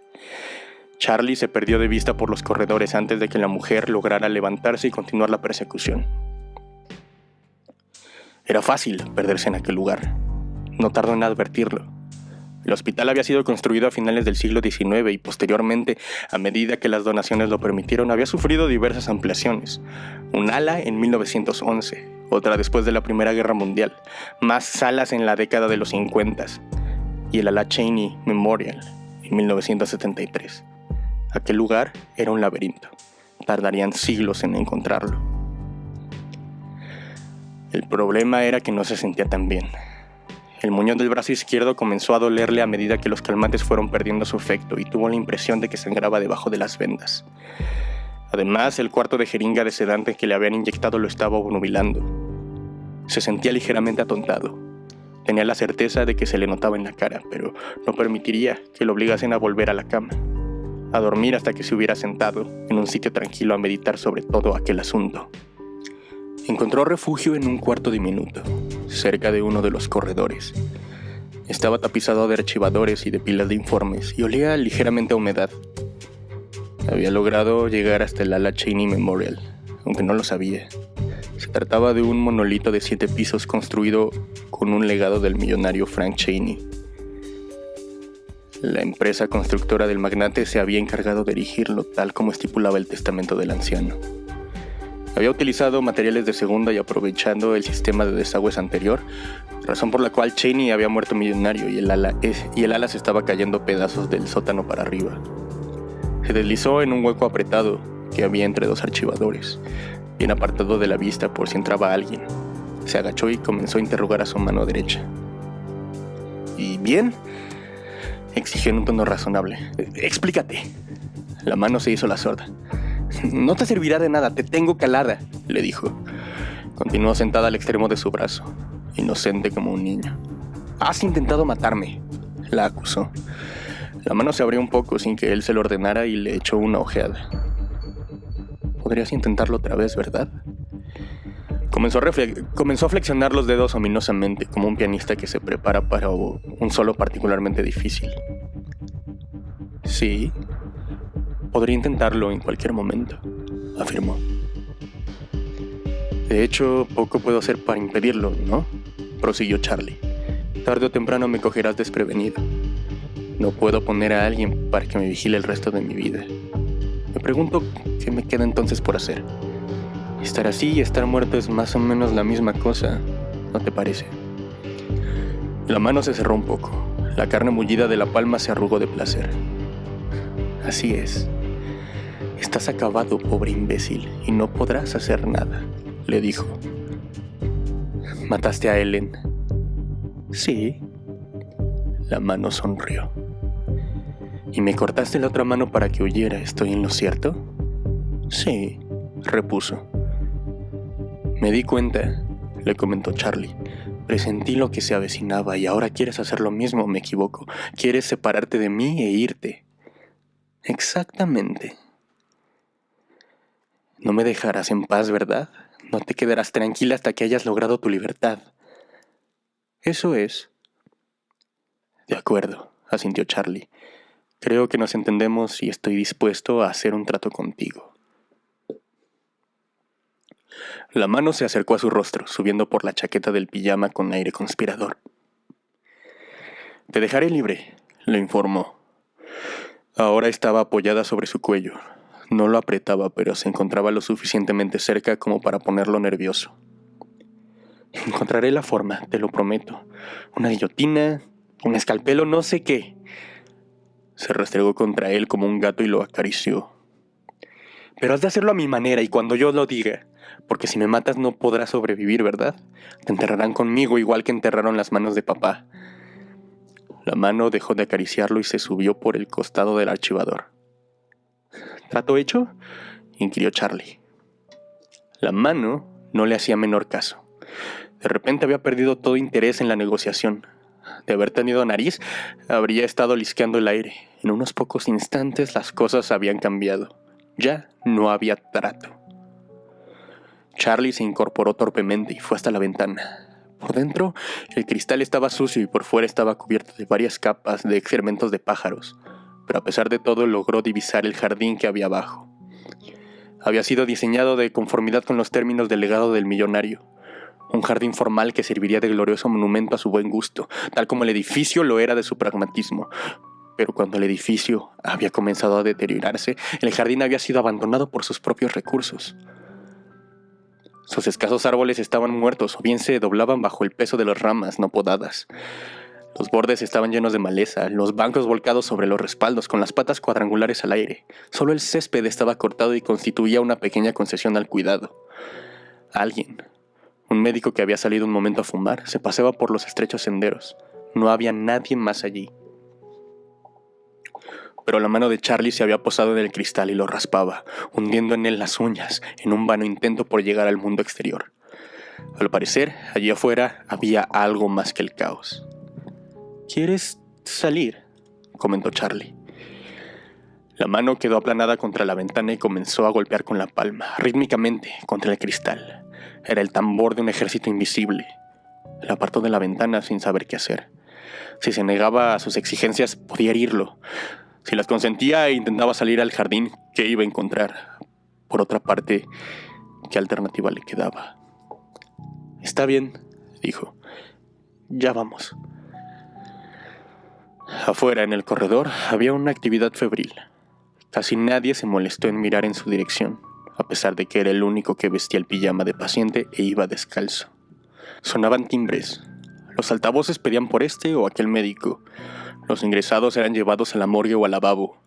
Se hablaba de las terribles escenas en la sala de urgencias, decenas de muchachos sin manos. Charlie se movió entre la multitud demasiado deprisa como para captar una frase coherente. Creyó más conveniente mostrarse concentrado, fingir que tenía un propósito y un destino. Tardó un rato en ubicar la salida al jardín. Sabía que la mano se impacientaba. Al costado de su cuerpo flexionaba y estiraba los dedos, urgiéndole a continuar. Entonces vio el cartel: «A los jardines del legado Cheney Memorial». En una esquina giró hacia un corredor apartado, carente de tráfico urgente, en cuyo extremo opuesto había una puerta que conducía al aire libre. Afuera todo estaba muy tranquilo. En el aire y en el césped no se veía ni un pájaro, ni una abeja zumbaba entre las flores. Hasta el médico se había marchado, probablemente a reanudar sus tareas quirúrgicas. La mano de Charlie estaba extasiada. Sudaba tanto que goteaba y la sangre la había abandonado, por lo que la cubría una blanca palidez. Al parecer ya no era suya, era otro ser al que él, por alguna desafortunada argucia de la anatomía, se encontraba pegado. No veía la hora de deshacerse de ella. El césped estaba húmedo de rocío y en la sombra proyectada por el edificio de 7 plantas hacía frío. Todavía eran las 6:30 de la mañana. Quizá los pájaros siguieran dormidos y las abejas se hubieran demorado en sus colmenas. Tal vez en aquel jardín no había nada que temer. Unas cuantas rosas de capullos podridos y gusanos tempraneros haciendo volteretas en el rocío. Tal vez su mano estuviera equivocada y allí no hubiera más que la mañana. Mientras vagaba, se fue adentrando en el jardín y notó las huellas del médico, más oscuras sobre el césped verde plateado. Al llegar al árbol y ver que la hierba se tornaba roja, advirtió que las pisadas iban, pero no volvían. Boswell se encontraba en un coma voluntario. No sentía nada y se alegraba. Su mente reconoció apenas la posibilidad de despertar, pero el pensamiento era tan vago que no le costó trabajo negarse. De vez en cuando una tajada del mundo real, del dolor, del poder, se deslizaba por entre sus párpados. Se detenía un instante y se alejaba al vuelo. Boswell no quería saber nada de eso. No quería volver a recuperar la conciencia. Presentía ligeramente lo que encontraría al despertar, lo que le esperaba allí afuera, taconeando sin cesar. Charlie levantó la vista y miró hacia las ramas. El árbol tenía 2 extraordinarias clases de fruta. Una era un ser humano. El cirujano que fumaba el cigarrillo había muerto con el cuello alojado en el ángulo que formaban 2 ramas. Le faltaban las manos. Sus brazos acababan en 2 heridas redondeadas de las que todavía manaban pesados coágulos de color brillante que caían al césped. Por encima de su cabeza, el árbol se encontraba abarrotado de otros frutos, todavía menos naturales. Las manos estaban en todas partes. Cientos de ellas charlaban como un parlamento manual mientras debatían las tácticas.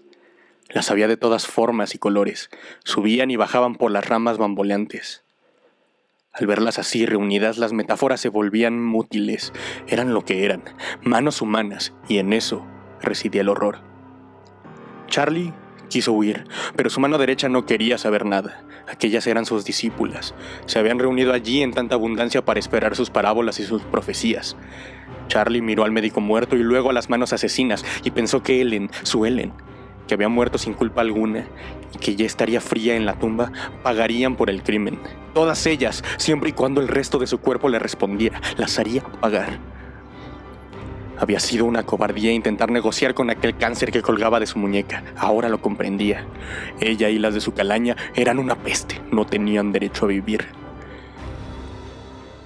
El ejército lo había avistado, y la nueva de su presencia se desparramó por las filas como un fuego incontrolado. Se agolparon en el tronco para bajar. Algunas se tiraban como manzanas maduras de las ramas más bajas, ansiosas por abrazarse al Mesías. No tardarían en abalanzarse sobre él, y entonces habría perdido toda ventaja. Era ahora o nunca. Se alejó del árbol antes de que su mano derecha lograra asir una rama y levantó la vista hacia el ala Cheney Memorial, buscando inspiración. La torre se elevaba por encima del jardín, las ventanas cegadas por el cielo, las puertas cerradas. Allí no habría solaz. A sus espaldas oyó el susurro de la hierba cuando incontables cantidades de dedos la pisotearon. Las tenía ya pegadas a los talones. Entusiasmadas seguían a su líder. Charlie se dio cuenta de que lo seguirían a donde quiera que se dirigiese. Tal vez esa ciega adoración por la mano que le quedaba era una debilidad que podía explotar. Exploró el edificio por segunda vez y su desesperada mirada descubrió la escalera de incendios. Subía por el costado del edificio zigzagueando en dirección al tejado. A la carrera se lanzó hacia ella, sorprendido de la velocidad de que era capaz. No había tiempo para volverse a mirar si lo seguían, debía confiar en la devoción de las manos. Después de unos cuantos pasos, su enfurecida mano se le abalanzó sobre el cuello, amenazando con arrancarle la garganta, pero él continuó la carrera, indiferente a los zarpazos. Llegó al pie de la escalera de incendios y, agilizado por la adrenalina, subió los peldaños metálicos de 2 en 2, de 3 en 3. No mantenía bien el equilibrio sin una mano para aferrarse de la barandilla de seguridad, pero ¿qué importa si se lastimaba? No era más que su cuerpo. En el tercer descansillo se arriesgó a echar un vistazo hacia abajo, a través del enrejado de los escalones. Al pie de la escalera de incendios, una cosecha de flores de carne alfombraba el suelo y se extendía en dirección hacia él. Subían a centenares, hambrientas, llenas de uñas y odio. Déjalas que vengan, pensó. Deja que las malditas me sigan. Yo empecé con esto y yo lo acabaré. Una infinidad de rostros se habían asomado a las ventanas del ala Cheney Memorial. De los pisos inferiores le llegaban voces incrédulas y aterradas. Ya era demasiado tarde para contarles la historia de su vida. Tendrían que reconstruir los retazos por sí mismas. Y vaya rompecabezas sería. Tal vez, en su esfuerzo por comprender lo ocurrido esa mañana, encontrarían una solución creíble. La explicación del levantamiento que él no había logrado hallar. Pero lo dudaba. Estaba ya en el 4º piso y se disponía a subir al 5º.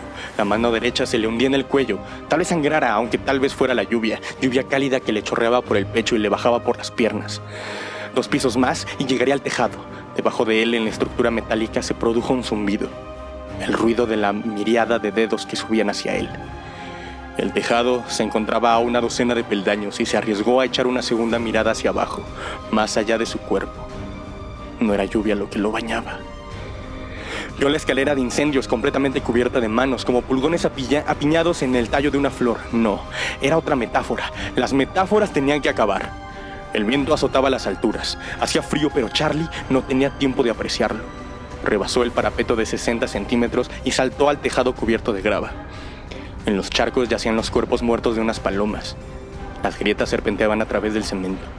Un cubo con la inscripción "Vendajes sucios" estaba caído del lado y su contenido había adquirido una tonalidad verdosa. Atravesó aquella locura al tiempo que la primera del ejército indicaba al resto que subieran por el parapeto. El dolor de la garganta se abrió paso hacia su cerebro desbocado cuando sus dedos traicioneros se le enterraron en la tráquea. Le quedaban pocas fuerzas después de la carrera ascendente por la escalera de incendios, y con dificultad cruzó al lado opuesto, que supondría una caída vertical hacia el cemento. Tropezó una vez y otra. Ya no le quedaban fuerzas en las piernas, y en lugar de pensamientos coherentes la cabeza se le llenó de tonterías. Un koan, acertijo budista que había visto en una ocasión en la cubierta de un libro, le punzaba la memoria. ¿Cuál es el sonido? Comenzaba, pero no lograba completar la pregunta, por más esfuerzos que hiciera. ¿Cuál es el sonido? Olvida los acertijos, se ordenó a sí mismo, piernas a que dieran un paso más, y luego otro. Estuvo a punto de caer contra el parapeto, en el lado opuesto del tejado, y se quedó mirando hacia abajo. Era una caída vertical. Abajo había un aparcamiento de coches, frente al edificio. Estaba vacío. Se asomó un poco más y de su cuello lacerado cayeron gotas de sangre que rápidamente se fueron haciendo más y más pequeñas hasta humedecer el suelo. «Allá voy», le dijo a la gravedad y a Ellen. Y pensó qué bonito sería morir y no tener que preocuparse nunca más de si le sangraban las encías al cepillarse los dientes, o si se le había ensanchado la cintura, o si alguna belleza pasaba junto a él en la calle y le asaltaba el deseo de besarle los labios, sin poder hacerlo jamás. De pronto, el ejército se abalanzó sobre él, trepándole por las piernas, presa de una fiebre victoriosa. «Pueden venir», les dijo, al tiempo que oscurecían su cuerpo de la cabeza a los pies, necias en su entusiasmo. «Pueden venir a donde yo vaya». «¿Cuál es el sonido?» Tenía la frase en la punta de la lengua. Ya la recordaba. ¿Cuál es el sonido de una mano que aplaude? Qué satisfacción recordar algo rescatado del subconsciente con tanto esfuerzo. Era como encontrar una pequeña alhaja que se tenía por perdida para siempre. La emoción que le produjo el recordarlo endulzó sus últimos instantes. Se lanzó al espacio vacío. Cayó y cayó hasta que la higiene dental y la belleza de las jóvenes mujeres concluyeron de repente. Las manos fueron tras él como una lluvia, destrozándose sobre el cemento, alrededor de su cuerpo, en oleadas. Se lanzaron a su propia muerte en busca del Mesías. Para los pacientes y enfermeras apiñados en las ventanas fue una escena de un mundo fantástico. Comparado con aquello, una lluvia de sapos habría sido un hecho cotidiano. Les inspiró más admiración reverencial que terror. Era fabuloso. Terminó demasiado pronto y al cabo de un minuto unas cuantas manos valientes se aventuraron a deambular entre los desechos para ver lo más posible. Había bastante y a pesar de ello, nada. Obviamente era un raro espectáculo, horrible, inolvidable, pero en él no podía descubrirse significado alguno. Simplemente la parafernalia de un apocalipsis menor. No restaba más que limpiarlo todo. Las propias manos se mostraron dóciles a regañadientes mientras los cadáveres eran catalogados y metidos en cajas para un futuro examen. Algunas de las personas que participaron en la operación encontraron un momento a solas para rezar pidiendo explicaciones, o al menos el poder dormir sin soñar. Entre el personal, hasta los agnósticos de conocimientos fragmentarios se sorprendieron al descubrir cuán fácil resultaba juntar las manos. En su cuarto privado, en cuidados intensivos, Boswell volvió en sí. Tendió la mano hasta alcanzar el timbre que había junto a su cama y lo pulsó. Pero nadie acudió a su llamada. En el cuarto había alguien que se ocultaba en el rincón detrás del biombo. Había oído cómo el intruso arrastraba los pies. Volvió a pulsar el timbre, pero en el edificio sonaban muchos otros timbres y al parecer nadie se molestaba en contestarlos. Apoyándose en la mesita de noche que había junto a su cama, se acercó al borde de la misma para ver mejor al bromista. «¡Sal de ahí!», murmuró con los labios secos, pero el desgraciado se tomaba su tiempo. «¡Sal! Sé que estás ahí». Tiró un poco más, y de repente notó que se había alterado radicalmente su centro de equilibrio, que no tenía piernas y que estaba a punto de caerse de la cama. Con los brazos se cubrió la cabeza para que no golpeara el suelo, y lo logró. Sin embargo, se quedó sin aliento. Mareado, permaneció tirado donde había caído, intentando orientarse. ¿Qué había ocurrido? ¿Dónde estaban sus piernas? En nombre de Ya. Sus ojos enrojecidos exploraron la habitación y se posaron sobre unos pies desnudos que se encontraban a 1 metro escaso de su nariz. Del tobillo les colgaba una etiqueta en la que se indicaba que iban destinados al incinerador. Levantó la vista y supo que eran sus piernas. Estaban allí de pie, amputadas entre la ingle y la rodilla, pero seguían vivas y pateaban. Por un momento creyó que pretendían hacerle daño, pero no. Después de haberle revelado su presencia, lo dejaron allí, tendido, contentas de estar libres. ¿Acaso sus ojos no envidiaron su libertad y su lengua no sintió ansias por abandonar la boca y salir? ¿Acaso cada parte de él, en su forma sutil, no se preparaba para abandonarlo? Era una alianza que se mantenía unida gracias a la más tenue de las treguas. Y ahora que ya se había sentado un precedente, ¿cuánto tardaría en producirse el siguiente levantamiento? ¿Minutos? ¿Años? Con el corazón en la boca, Boswell esperó la caída del imperio.